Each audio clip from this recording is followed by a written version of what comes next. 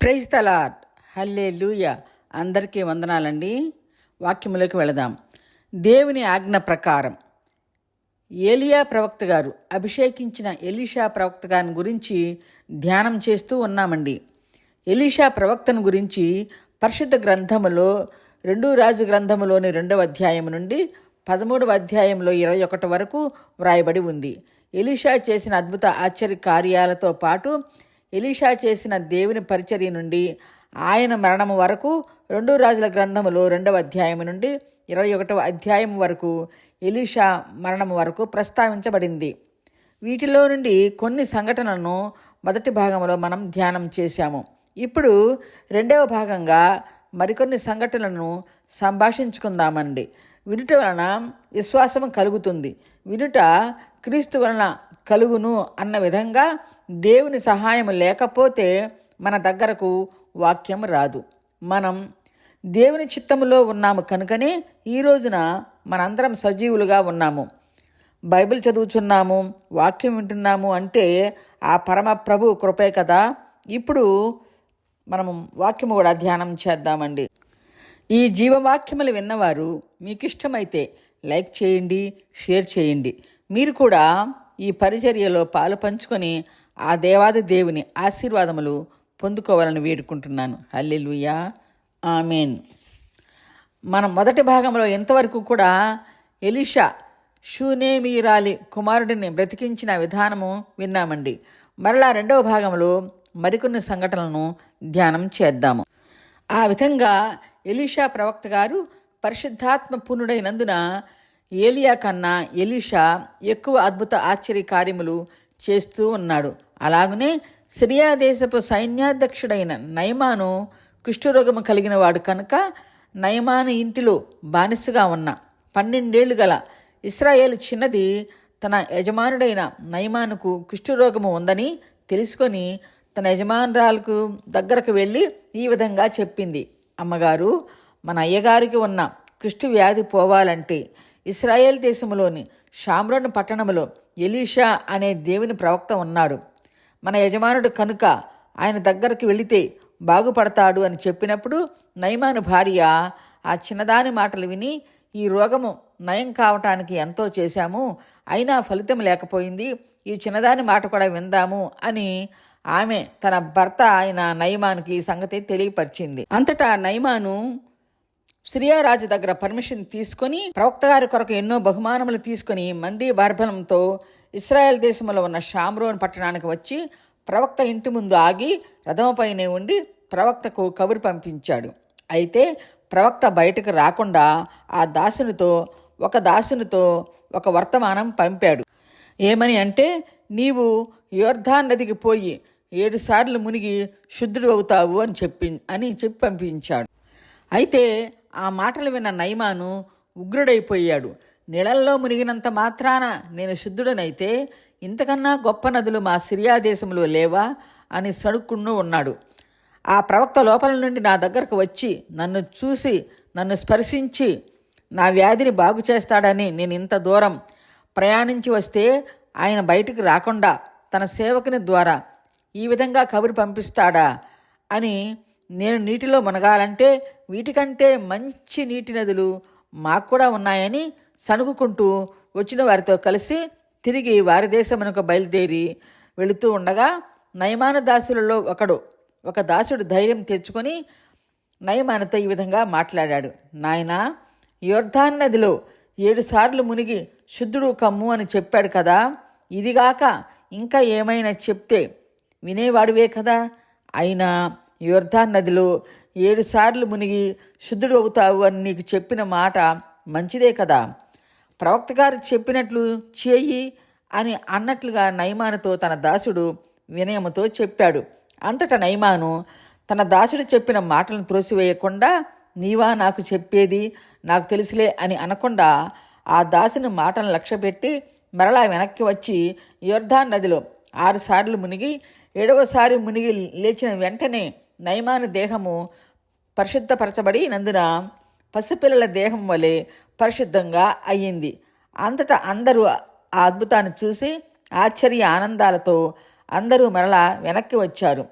మనం ఇక్కడ కొన్ని సంగతులను సంభాషించుకుందామండి. నయమాను ఎలీషా ప్రవక్త గారి దగ్గరకు వచ్చినప్పుడు దీనమనస్సు కలవాడై రాలేదు, కానీ నేను సిరియా దేశపు సైన్యాధ్యక్షుడును అన్న అహంతో వచ్చాడు.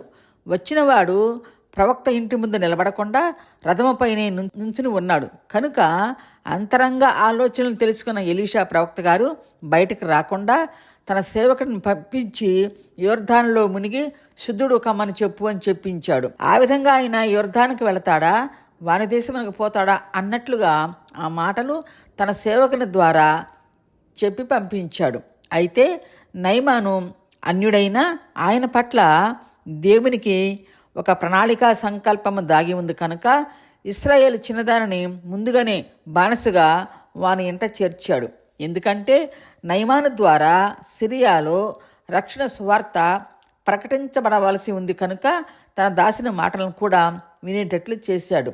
అలాగా నయమాను శుద్ధి పొందుకొని ప్రవక్త దగ్గరకు వచ్చినప్పుడు రథము దిగి తనకు తాను తగ్గించుకొని వినయ మనస్సు కలవాడై ప్రవక్త ఇంటి ముందు నిలబడి ఉన్నాడు.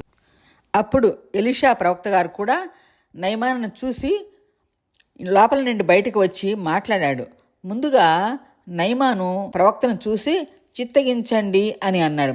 ఇక్కడ చిత్తగించండి అంటే క్షమించండి అన్నట్లుగా నయమాను ప్రవక్త గారితో మాట్లాడుతూ ఉన్నాడు. చిత్తగించండి, ఇశ్రాయేలీలలో ఉన్న దేవుడు తప్ప ఇంకా ఈ లోకంలో ఏ దేవుడు లేడని నేను తెలుసుకున్నాను కనుక ఇప్పుడు నీవు నీ దాసుడునైన నా దగ్గర నుండి బహుమానములు తీసుకోవాలి అని అడిగినప్పుడు ఎలీషా, ఎవరి సన్నిధిలో నేను నిలబడి ఉన్నానో ఆ యెహోవా జీవము తోడు, నేను ఏమీయూ తీసుకొనను అని చెప్పగా నయమాను ఎలీషా గారిని బహుమానం తీసుకోమని ఎంతగానో బ్రతిమిలాడాడు. అయినా ఎలీషా గారే గొప్ప ధనవంతుడు. తనకున్న ఆస్తిని, తల్లి తండ్రులను దేవుని పరిచర్య కొరకు తృణప్రాయంగా వదిలేసి వచ్చిన వాడు నయమాన్ గారి దగ్గర బహుమానం తీసుకుంటాడా అండి? ఏమాత్రం తీసుకోడు. అయితే ఈ సంభాషణ అంతా ఎలీషా దాసుడైన గెహేజీ చూస్తూ, అయ్యో నా గురువుగారు ఇంత ధనం వద్దు అంటాడేమిటి అని సణుగుకుంటూ, నా గురువుగారు వద్దన్నా నేను ఎలాగైనా తీసుకుంటాను అని అనుకున్నాడు. అయితే నయమాను తాను ఇచ్చే బహుమతులు ఎలీషా ప్రవక్త గారు నిరాకరించిన తరువాత నయమాను ఎలీషాతో మాట్లాడుతూ, అయ్యా, యెహోవా దేవునికి తప్ప ఇంకా నేను ఏ దేవునికి బలి అర్పించను. అందుకు గాను 2 కంచర గాడిదలు మోసేటంత మన్ను నాకు ఇప్పించకూడదా అని నయమాను ఎలీషాకు విన్నవించుకున్నాడు. నయమాను మరలా ఎలీషాతో మాట్లాడుతూ, నా ఏలినవాడా, నా యజమానుడు ఆయన సేవించే రిమ్మోను గుడిలోకి వెళ్ళినప్పుడు నేను కూడా నా యజమానితో కలిసి గుడిలోకి వెళ్ళవలసి వస్తుంది. ఆయనతో పాటు నేను కూడా నమస్కరించవలసి వస్తుంది. దేవుడైన యెహోవా నీ దాసుడైన నన్ను ఆ విషయాన్ని బట్టి నన్ను క్షమించునుగాక అని విన్నవించుకున్నాడు. అంతటా ఎలీషా అభ్యంతరం లేదు, నెమ్మది కలిగి వెళ్ళమని సెలవీయగా నయమాను తన పరివారమంతా సాగి ముందుకు వెళ్ళారు. అలాగా కొంత దూరం వెళుతూ ఉన్నప్పుడు దురాశాపరుడైన గేహేజీ ఎలీషాకు తెలియకుండా పరుగున వెళ్ళి యజమానితో మాట్లాడి బంగారము, వెండి తీసుకుని తన ఇంటిలో దాచి ఉంచాడు. అంతటా దైవజనుడైన ఎలీషా గెహేజీని చూస్తూ, నువ్వు ఎక్కడికి వెళ్ళావు, ఎక్కడి నుంచి వచ్చావు అని అడిగాడు. గెహేజీ, నా ఏలినవాడా, నేనెక్కడికి వెళ్ళలేదు, ఇక్కడే ఉన్నాను అని అబద్ధములు చెప్పాడు. అప్పుడు ప్రవక్త గారు, గెహేజీ, నీవు ధనము కొరకు రథము వెంట పరిగెట్టడం, రథము ఆపి నయమాను నీకు ఎదురు వచ్చి నీకు బంగారము, వెండి ఇవ్వటం, అవన్నీ నీ ఇంటిలో దాచిపెట్టటం, అవి అన్నీ నేను చూసి ఉండలేదా? నీవు తిరిగి వచ్చేటప్పుడు నా మనసు నీతో కూడా రాలేదా? గెహేజీ, ద్రవ్యములను, వస్త్రములను, ఒలీవ తోటలను, ద్రాక్ష తోటలను, గొర్రెలను, ఎడ్లను, దాసదాసీలను సంపాదించుకోవటానికి ఇది సమయమా? కాబట్టి నయమానికి కలిగిన కుష్టు నీకును నీ సంతతికిని సర్వకాలము అంటి ఉంటుంది అని ప్రవక్త చెప్పగానే గెహేజీ తెల్లని కుష్టము కలిగిన వాడై ఎలీషా ఎదుట నుండి బయటకు వెళ్ళిపోయాడు. అంతటి గొప్ప దైవజనునితో ధనాశతో అబద్ధము చెప్పినందున ఆ విధంగా జరిగింది. ఎలీషా శిష్యుడిగా ఉన్న గెహేజీ ఎంతో ఆత్మీయ స్థితి పొందుకోవలసి ఉండగా కుష్ఠరోగముతో ఎలీషా ప్రవక్తను విడిచి గురువుగారి దగ్గర తన స్థానమును పోగొట్టుకున్న దురాశాపరుడు గెహజీ.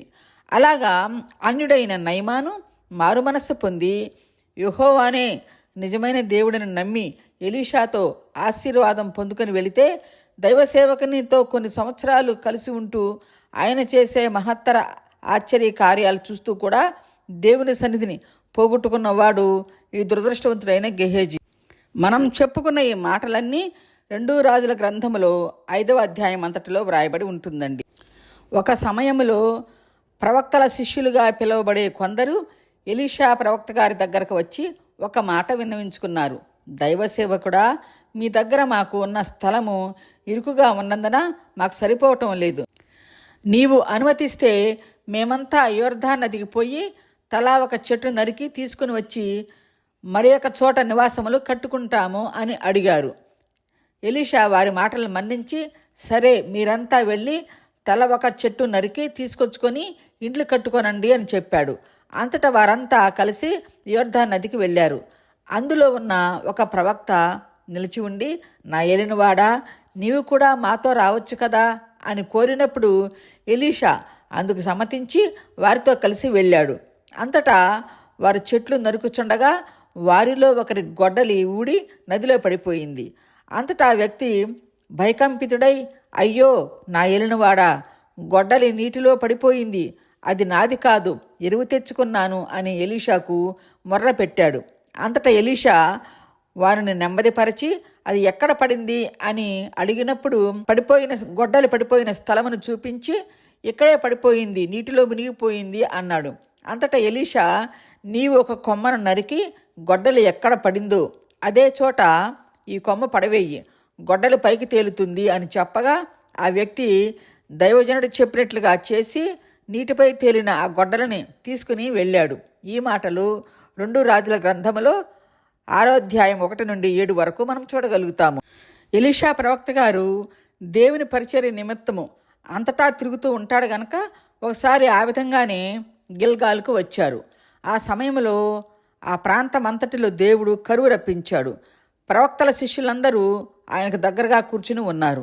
అంతటా ఎలీషా తన పనివారిని పిలిచి కూరలతో వంట చేయమని చెప్పినప్పుడు పనివారిలో ఒకడు కూరలను తీసుకొని రావటానికి పొలమునకు వెళ్ళి వెర్రి ద్రాక్ష చెట్టును చూసి అవి చెడ్డవని తెలియక, ఆ పిచ్చి చెట్టు అని తెలియక దాని ఆకులు తీగలు అన్నీ తెచ్చి కూరకొండలో వేసి ఉడికించి వడ్డించాడు. అది తిన్నవారు, దైవజనుడా, ఈ కొండలోని కూరలో విషముంది అని ఎలీషాకు భయంతో మొరపెట్టుకున్నారు. అంతటా దైవసేవకుడు, భయపడకండి, కొంత పిండి తీసుకొని రండి అని చెప్పి ఎలీషా ప్రవక్త ఆ పిండిని కుండలో వేసి, ఇంకా దీనిలో విషము లేదు, అందరికీ వడ్డించమని తన దాసునికి ఆజ్ఞాపించగా వారంతా ఆ కరువు కాలంలో భుజించారు. అలాంటి కరువు కాలంలో ఒక వ్యక్తి తనకు పండిన పంట నుండి ఎవలతో చేయబడిన 20 రొట్టెలు, కొంత గోధుమల పండ్లు తీసుకుని వచ్చి దైవసేవకుడైన ఎలీషా ప్రవక్త గారికి కానుకగా సమర్పించాడు. అయితే ప్రవక్త గారు వాటిని ఇక్కడ ఉన్నవారు జనులందరికీ వడ్డించమని ఆయనతోనే చెప్పాడు. అప్పుడు అవన్నీ తెచ్చిన వ్యక్తి, దైవజనుడా, 100 మంది జనాలకు ఈ 20 రొట్టెలు ఏమి సరిపోతాయి అని వినయంగా అన్నాడు. ఆ మాటలు విన్న ప్రవక్త గారు, భయపడకు, ఆ 100 మంది తినగా ఇంకా మిగులుతాయని తండ్రి అయిన యెహోవా సెలవిచ్చి ఉన్నాడు కనుక వడ్డించమని చెప్పినప్పుడు వారు తినగా ఎంతో ఆహారం మిగిలింది. ఆ విధంగా ఎలీషా ప్రవక్త గారు యేసయ్య చేసిన విధంగానే ఇక్కడ ఆయన చేయటం మనం చూస్తామండి. ఈ మాటలు 2 రాజుల గ్రంథం 4వ అధ్యాయం 38 నుండి 44 వరకు మనం చూడగలుగుతాము. ఆ విధంగా ఎలీషా ప్రవక్త గారు యెహోవా నామమున ఎన్నో కార్యాలు చేస్తూ ఉన్నాడు. ఎలీషాకు అందరి హృదయాలోచనలు తెలుసుకుని ఆత్మగలవాడు. ఎవరి మనస్సు ఎలాంటిదో కూడా ఆయనకు తెలుసు. అలాంటి సంఘటన గురించి కూడా మనం ఒక సంఘటన విందాం. పూర్వము ఎలీషా, ఏలియా ప్రవక్తల కాలంలో సిరియా దేశపు రాజులు ఎప్పుడు కూడా ఇశ్రాయేల్ దేశానిపైకి దండెత్తి వచ్చేవారు. అలాగనే ఎలీషా కాలంలో కూడా ఇశ్రాయేల్ దేశంపైకి యుద్ధానికి రావటానికి దాని నిమిత్తము సిరియా రాజు తన సేవకులతో రహస్యంగా సంభాషిస్తూ మనమంతా కలిసి ఇశ్రాయేలు వారు కనిపెట్టకుండా ఉండినట్లుగా ఫలానా స్థలమనందు మన దండు దిగి ఇశ్రాయేలు వారిని ముట్టడించుదాము అని ఒక ఆలోచన ఎప్పుడూ చేస్తూ ఉండేవారు. సిరియా రాజు వారి దేశంలో మాట్లాడుకునే మాటలన్నీ ఇక్కడ ఎలీషా ప్రవక్త గారికి తెలుస్తూ ఉండేది. అప్పుడు ఎలీషా ప్రవక్త గారు ఇశ్రాయేల్ రాజు కబురు పంపేవాడు. సిరియా వారి దండు ఫలానా చోట దిగి ఉంది కనుక నీవు నీ సైనికులు అటువైపు వెళ్లకుండా జాగ్రత్త పడండి అని కబురు పంపిస్తూ ఉండేవాడు. ప్రవక్త చెప్పేది నిజమేనా అని ఇశ్రాయేల్ రాజు తెలుసుకొని ఆయన చెప్తున్నవన్నీ నిజమని ఇంకా జాగ్రత్తగా తన రాజ్యాన్ని కాపాడుకుంటూ వచ్చేవాడు. ఈ విధంగా మాటిమాటికి జరుగుచున్నందున సిరియా రాజు అసహనంతో నిండిపోయి ఇక్కడ మనం అనుకునే సంగతులన్నీ ఇశ్రాయేల్ రాజుకు ఎలా తెలుస్తుంది, మనలో ఎవరు ఈ సంగతులన్నీ వారికి తెలియపరుస్తున్నారు, వారెవరో తెలుసుకోండి అని తన సేవకులకు ఆదేశించాడు. రాజుగారి మాటలు విన్న సేవకులు సిరియా రాజుతో ఇలాగా మాట్లాడారు.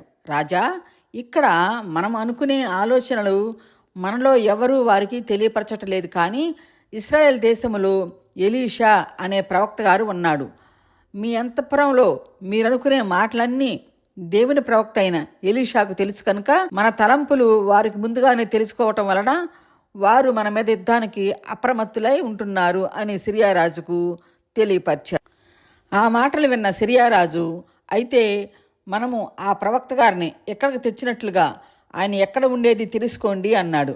అలాగా వారు తెలుసుకొని, రాజా, ఆ ఎలీషా ప్రవక్త గారు దోతానులో ఉన్నాడని చెప్పగా సిరియా రాజు రథములను గుర్రములతో సైన్యములను పంపించి ఆ ప్రవక్తను మన దగ్గరకు తీసుకొని రండి అని సిరియా రాజు తన సేవకులకు ఆజ్ఞాపించగా వారంతా మంది మార్బలంతో బయలుదేరి వచ్చి ఎలీషాని ఎలాగైనా బంధించి తీసుకుని వెళ్ళాలని ఒక రాత్రి వేళ ఎలీషా ఉన్న ప్రదేశమంతా చుట్టుముట్టారు.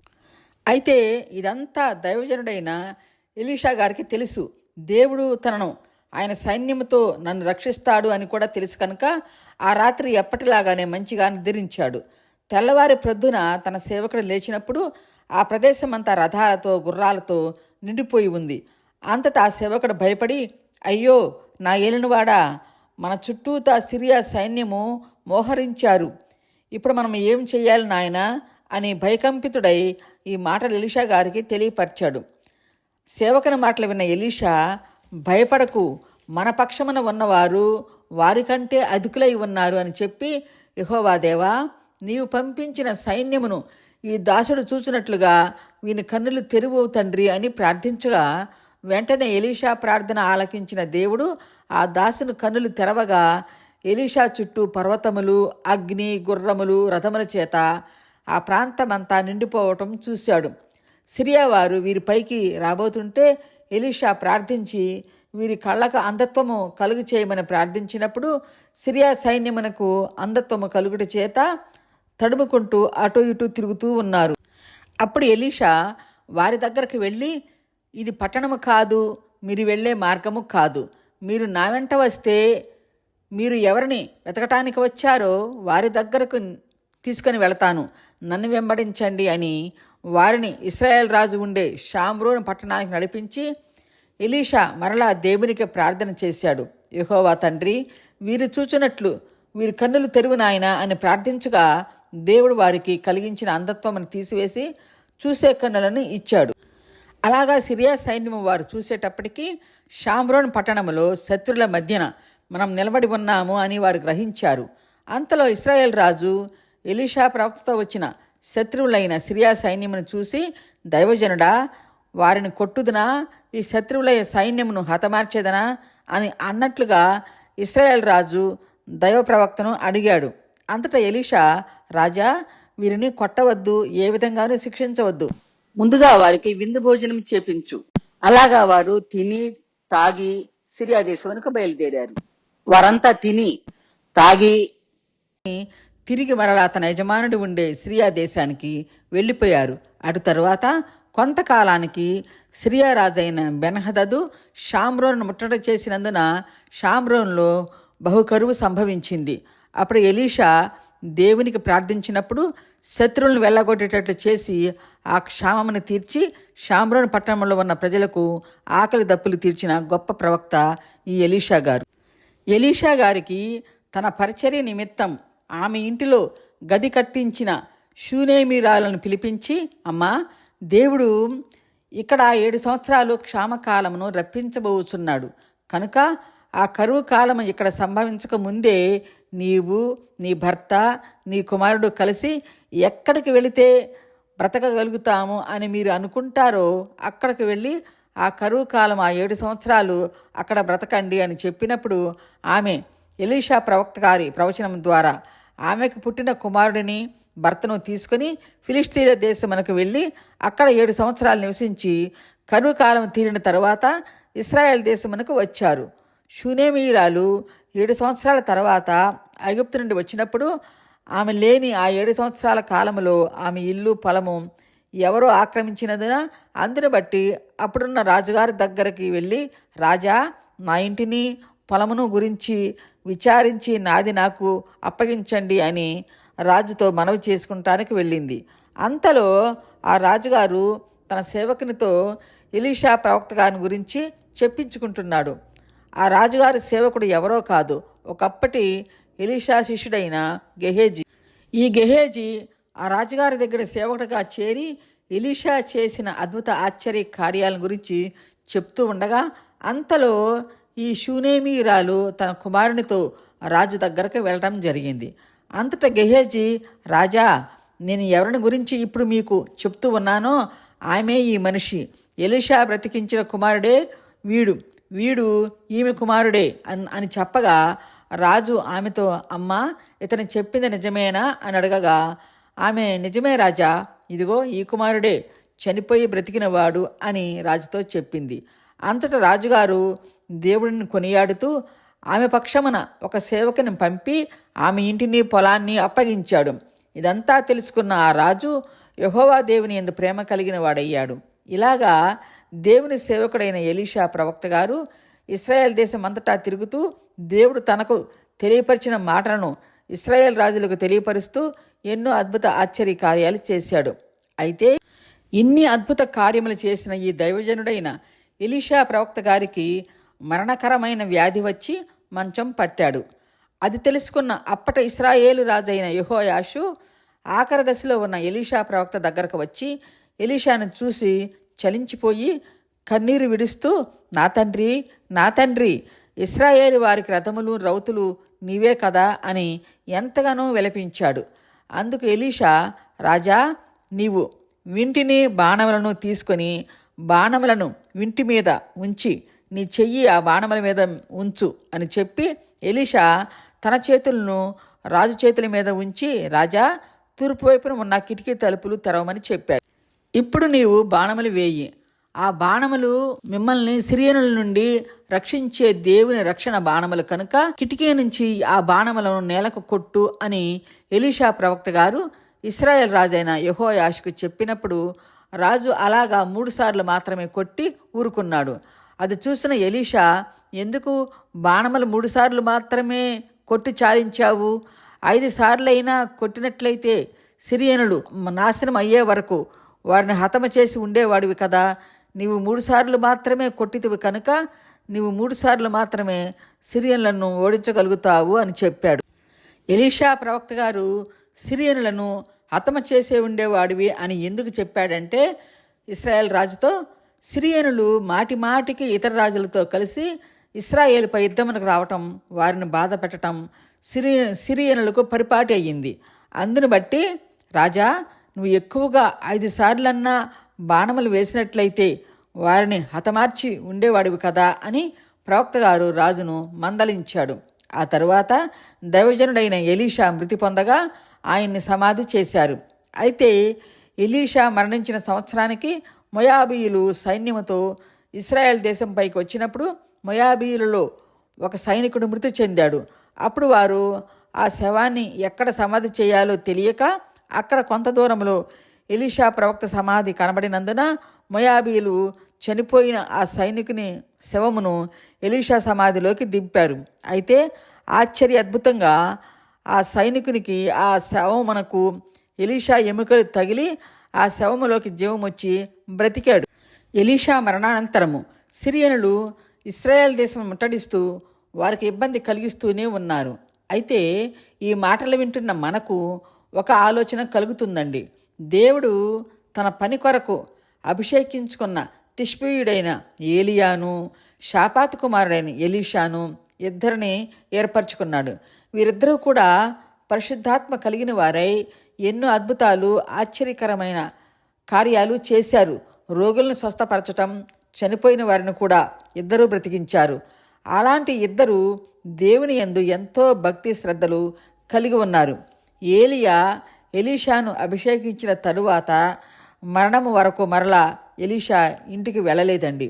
అలాగే మనం గమనిస్తే సర్వశక్తిమంతుడైన యెహోవా తండ్రి అబ్రహామును కూడా 75 సంవత్సరాల వయస్సులో ఇప్పుడు ఇరాకుగా పిలువబడుతున్న ఆనాటి మెసొపొటేమియా దేశంలోని ఊరు అనే పట్టణము నుండి కానానుకు రమ్మని పిలిచాడు. అలాగా అబ్రహాము కూడా దేవుని చిత్తానికి లోబడి తన భార్యతో కలిసి కానానుకు వచ్చిన తరువాత ఆ వాగ్దాన భూమి అయిన కానానులోనే మృతి చెందాడు. కానీ మరలా తన తోబుట్టు అయిన నాహోరును కూడా చూడటానికి వెళ్ళలేదు. అయినా నాహోరు కుమార్తె అయిన రిబ్కాను తెప్పించి తన వాగ్దాన పుత్రుడైన ఇస్సాకు ఇచ్చి పెండ్లి చేశాడు. కానీ మరలా వెనక్కి ఎప్పుడూ వెళ్ళలేదండి. ఎందుకు ఈ మాటలు సంభాషించుకుంటున్నాము అంటే, వీరంతా దేవుని మాటకు లోబడి ఆయన చిత్తము చొప్పుననే బ్రతికారు తప్ప వారిష్టానుసారంగా ఎవ్వరూ బ్రతకలేదు అని తెలుసుకుంటున్నాము. అయితే ఇక్కడ మనం గమనించినట్లయితే దేవుడు అన్యాయస్తుడు కాదు కదా. మరి ఏలియా ప్రవక్త గారినేమో మరణమును చూడకుండా పరము నుండి అగ్ని రథములను పంపి సుడిగాలి చేత పరలోకమునకు తీసుకువెళ్ళాడు. మరి ఏలియా గారు దేవుడు చెప్పిన ప్రకారంగా ఎలీషాను అభిషేకింపచేసి పరిచర్య చేసిన తరువాత ఎలీషా మరణకరమైన రోగము చేత పీడితుడై మరణించాడు. ఎలీషా గురువు గారైన ఏలియాకు దేవుడు ఈ లోకరీత్యా మరణము చూడకుండా అగ్ని రథములపై పరమునకు ఆరోహణం చేసుకున్నాడు. ఏలియాకు అలాగా ఎందుకు చేశాడు, దేవుడు ఎలీషాకు ఎందుకు ఇలాంటి మరణం ఇచ్చాడు అని మనకు అనిపిస్తుందండి. కానీ అది దేవుని చిత్తము. ఎవరికి ఎలా జరిపించాలో ఆ దివ్యజ్ఞాన సంపన్నుడైన ఆ దేవాది దేవునికే తెలుసు. కానీ ఈ భూమిపై ఇంకా ఎవ్వరికీ తెలియదు. మనము కేవలం మంటి నుండి వచ్చిన మానవ మాత్రులం కనుక దేవునికి ప్రశ్నించే హక్కు ఈ సర్వ సృష్టిలో ఎవ్వరికీ లేదు. జీవము కలిగిన ఈ సత్యవాక్కులను విన్న మనము ఒక ఏలియా, ఎలీషా, అబ్రహాముల మాదిరిగా చక్కని ప్రవర్తన కలవారమై ప్రతి విషయములో దేవుని చిత్తానికి లోబడి బ్రతికిన వారమైతే ఆ దేవాది దేవుని ఆశీర్వాదములు సమృద్ధిగా, నిండుగా, మెండుగా మనం పొందుకుంటామండి. ఈ సజీవ వాక్కులను విన్నవారిని, వారి కుటుంబాలను ఆ పరమ తండ్రి తన రెక్కల క్రింద అన్ని వేళలా కాచి కాపాడి రక్షించాలని యేసుక్రీస్తు వారి పరిశుద్ధ నామములో అడిగి వేడుకుంటున్నాము మా పరమ తండ్రి. ఆమెన్. హల్లెలూయా. ఈ లోకరీత్యా ఎవరికి ఎలాంటి మరణం సంభవిస్తుంది అనేది దేవుడు మనకు ప్రాణం పోసినప్పుడే ఆ ప్రాణం ఎప్పుడు ఎలా పోవాలనేది కూడా వ్రాసిపెట్టి ఉంటాడు అని మనం తెలుసుకుంటామండి. అలాగా ఎలీషా కాలంలో అనేక మంది ప్రవక్తలు ఉన్న ఎలీషా గారే ప్రముఖుడుగా ఉండేవాడు. ఏలియాను దేవుడు పరమనకు కొనుపోబడిన తరువాత ఒంటరిగా ఉన్న ఎలీషా దేవుని పరిచర్య ధైర్యంగా చేశాడండి. ఏలియా ప్రవక్త మరణించిన సారేపతి విధవరాలి కుమారుని ఎలా బ్రతికించాడో అలాగే ఎలీషా గారు కూడా మరణించిన షూనేమీరాలు కుమారుని కూడా ఆ విధంగానే బ్రతికించాడు. ఎలీషా అంటే దేవుడే నా రక్షణ, నా రక్షకుడు అని అర్థం. ఈయన క్రీస్తు పూర్వము 8వ శతాబ్దానికి చెందినవాడని, ఈయన 60 సంవత్సరాల పరిచర్య చేశాడని, ఇశ్రాయేల్ రాజు ఆహాబు మరణానంతరము 4 రాజుల కాలంలో ఈ 60 సంవత్సరాలు పనిచేశాడని చరిత్ర చెప్తుంది.